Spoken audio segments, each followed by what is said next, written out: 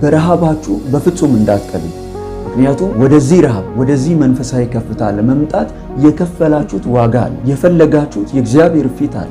ለዚያ ነው የረሃብ ሰው የሆነውና እስከ 3ኛ ሰማይ ድረስ ተነጥቆ ሰው ሊሰማ ያልተገባውን ድምፅ እስከ መስማት ድረስ ኢንካውንተር ያደረገው ታላቁ የእግዚአብሔር ሰው ሐዋርያው ጳውሎስ ወደ እግዚአብሔር የምትደርሱት ወይም ደግሞ የእግዚአብሔርን ሕልውና ፊል የምታደርጉት በረሃባችሁ ልክ ነው።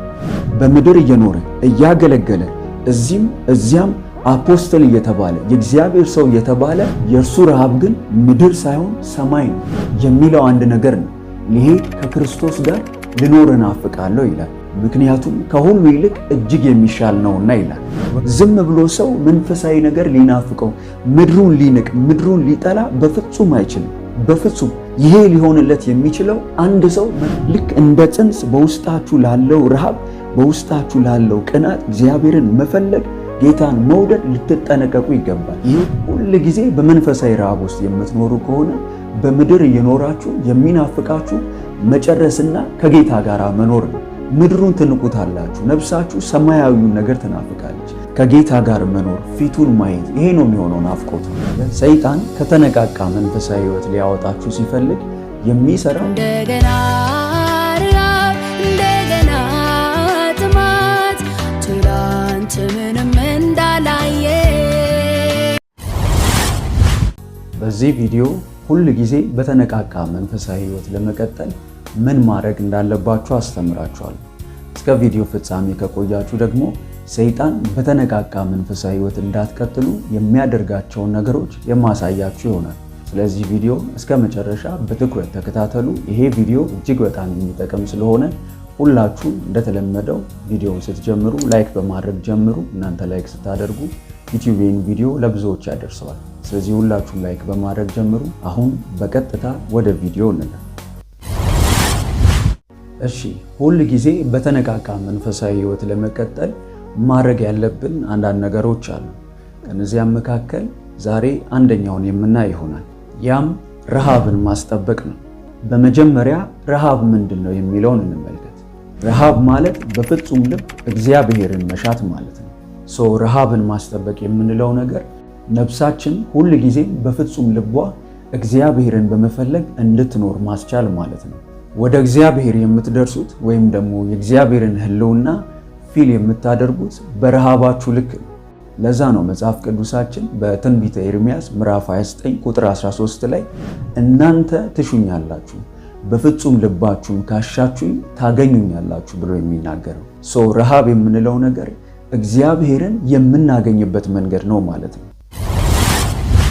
ሰይጣን ከተነቃቃ መንፈሳዊ ሕይወት ሊያወጣችሁ ሲፈልግ የሚሰራው ነፍሳችሁ ለእግዚአብሔር ያላትን ረሃብ ማጥፋት ነው። ያንን ነው የሚያደርገው።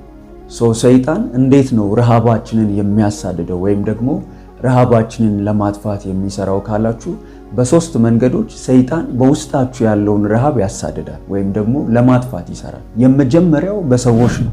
መንፈሳዊ ረሃብ ትርጉሙ ምን ማለት እንደሆነና የመንፈሳዊ ረሃብን ዋጋ ባልተረዱ ሰዎች ሰይጣን በውስጣችሁ ያለውን ረሃብ ያሳድዳል ወይም ደግሞ ለማጥፋት ይሰራል።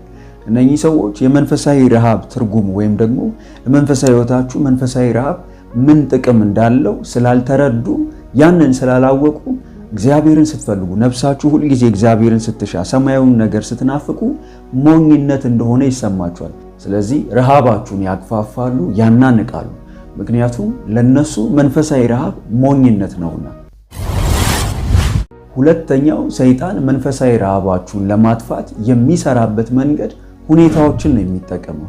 እነዚያ ሁኔታዎች ትምህርታችሁ፣ ስራችሁ ሊሆኑ ይችላሉ።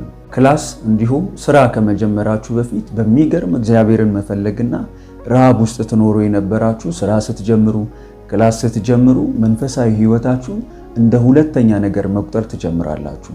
ቢዚ ነኝ በሚል ሰበብ መጸለይ፣ ቃሉን ማንበብ፣ በእግዚአብሔር ፊት መቆየትን ሚስ ታደርጋላችሁ። ሰይጣን ደግሞ በምንም ይሁን በምን ምክንያታችሁ አይመለከተውም። ብቻ እናንተ የእግዚአብሔርን ፊት ከመፈለግ ሞር ወደ እግዚአብሔር ከመቅረብ ነፍሳችሁ ከዚህ ነገር ትጉደል እንጂ በምንም ምክንያት ይሁን በምንም ሰይጣን ከናንተ የሚፈልገው ከእግዚአብሔር መራቃችሁ ነው። ነገር ግን እናንተ ይህንን ባለማስተዋል ክላስ ስለሆነ እንጂ ትምህርት ስለሆነ እንጂ እኮ መጸለዩን ጠልቼ አይደለም። የእግዚአብሔርን ቃል ማንበብ፣ ቸርች መሄድ፣ ህብረት ማድረግ ጠልቼ አይደለም፣ ያው ቢዚ ስለሆንኩኝ ነው በሚል ልታስቡ ትችላላችሁ። ነገር ግን ያ ከረሃባችሁ እግዚአብሔርን ከመፈለጋችሁ እያጎደላችሁ እንደሆነ ልታስተውሉ ይገባል።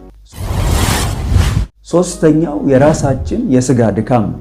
ወጣት ስትሆኑ ብዙዎቻችሁ ታውቁታላችሁ። እንደ አይን አምሮት እንደዚህ ያሉ ነገሮች ማለት ነው። ነፍስ እንደዚህ ባለ ነገር ስትጠመድ መንፈሳዊ ረሃቧ ወይም ደግሞ ለሰማያዊ ነገር ለእግዚአብሔር ያላት ነገር እየቀነሰ ነው የሚመጣው። ምክንያቱም እነዚህ ነገሮች ለስጋችሁ ጊዜያዊ ደስታን የሚሰጡ መንፈሳችሁን ግን እግዚአብሔርን ከመፈለግ የሚያጎድሉና የሚያዝሉ ነገሮች ናቸውና።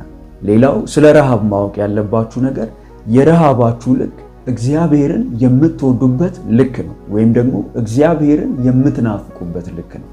መንፈሳዊ ረሃባችሁ እየቀነሰ ወይም ደግሞ እየጠፋ እየሄደ ነው ማለት እግዚአብሔር በልባችሁ እየቀለለ ይሄዳል ማለት ነው። ከዚያ በኋላ በልባችሁ ለገነነው ለዚያ ነገር እየተገዛችሁ ትሄዳላችሁ ወይም ደግሞ በዚያ ነገር ትወሰዳላችሁ ማለት ነው። ሁል ጊዜ ከነዚህ ረሃባችሁን ከሚያቀሉ ነገሮች ልትጠበቁ ይገባል። ሁል ጊዜ በመንፈሳዊ ረሃብ ውስጥ የምትኖሩ ከሆነ በምድር እየኖራችሁ የሚናፍቃችሁ መጨረስና ከጌታ ጋር መኖር ነው። ምድሩን ትንቁታላችሁ፣ ነፍሳችሁ ሰማያዊውን ነገር ትናፍቃለች። ከጌታ ጋር መኖር፣ ፊቱን ማየት፣ ይሄ ነው የሚሆነው ናፍቆቷ። ለዚያ ነው የረሃብ ሰው የሆነውና እስከ 3ኛ ሰማይ ድረስ ተነጥቆ ሰው ሊሰማ ያልተገባውን ድምፅ እስከ መስማት ድረስ ኢንካውንተር ያደረገው ታላቁ የእግዚአብሔር ሰው ሐዋርያው ጳውሎስ በምድር እየኖረ እያገለገለ እዚህም እዚያም አፖስትል እየተባለ የእግዚአብሔር ሰው እየተባለ የእርሱ ረሃብ ግን ምድር ሳይሆን ሰማይ ነው የሚለው አንድ ነገር ነው። ሊሄድ ከክርስቶስ ጋር ልኖር እናፍቃለሁ ይላል። ምክንያቱም ከሁሉ ይልቅ እጅግ የሚሻል ነውና ይላል።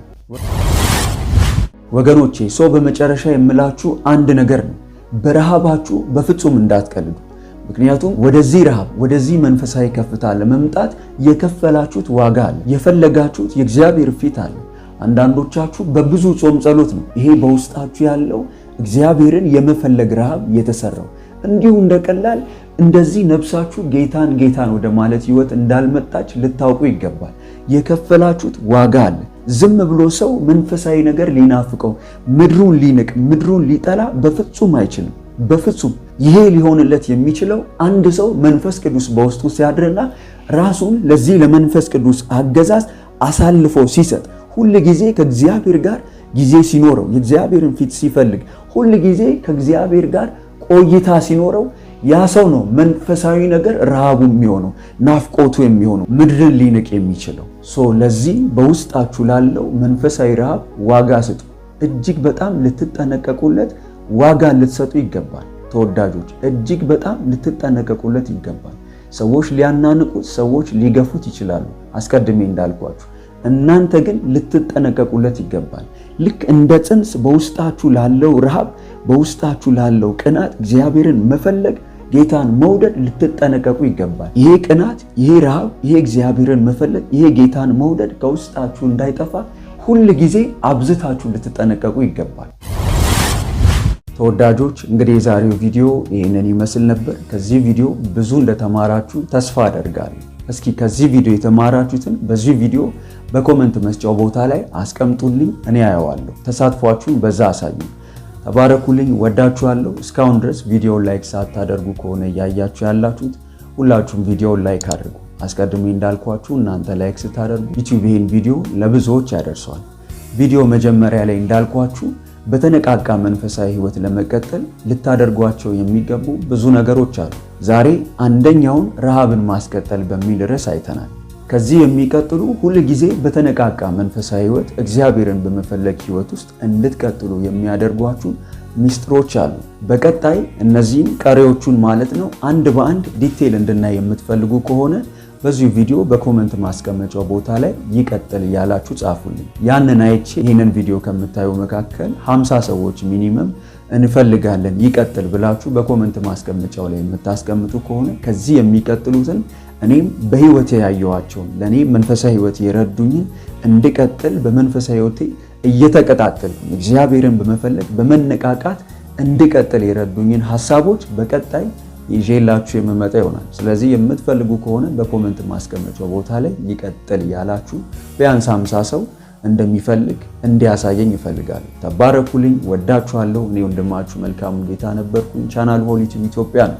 እዚህ ቻናል አዲስ የሆናችሁ ሰብስክራይብ በማድረግና የደውል ምልክቷን ተጭናችሁ ኦል በማለት እንደዚህ ያሉ ለመንፈሳዊ ሕይወታችሁ እጅግ የሚጠቅሙ ትምህርቶችን፣ ሐሳቦችን በየጊዜው ሲለቀቁ እንዲደርሷችሁ ማድረግ ትችላላችሁ።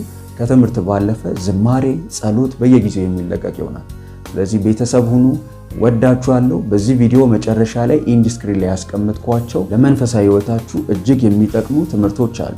እነዚያን አሁኑኑ ገብታችሁ ስሟቸው። ተባረኩልኝ፣ ወዳችኋለሁ። በቀጣይ ቪዲዮ እስከምንገናኝ ሻሎም ሀያል። በይበልጥ በመንፈሳዊ ሕይወቶ እጅግ የሚበረቱባቸውና መንፈሳዊ ረሃቡን የሚጨምሩ ትምህርቶች እንዲሁም የጸሎት አገልግሎት በየቀኑ እንዲደርሱ ሰርቫንት መልካሙ ሙሉጌታ በማለት የፌስቡክ እንዲሁም የቲክቶክ አካውንታችንን እንዲሁም ሆሊ ቲዩብ ኢትዮጵያ ብለው ሰርች በማድረግ የቴሌግራም ቻናላችንን ይቀላቀሉ። ተባርካችኋል።